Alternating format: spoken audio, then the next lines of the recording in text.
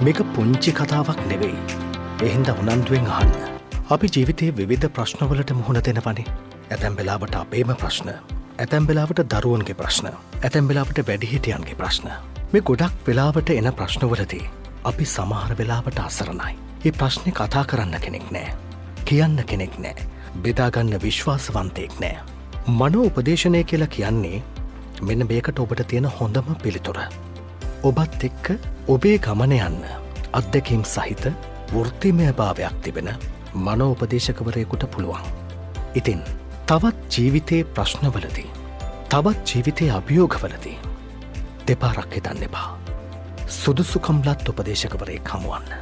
සිත් සුවපත් ඔබ වෙනුවෙන් නිර්මාණය වුණු එවන් කටයුත්තක් කතා කරන්න අපිට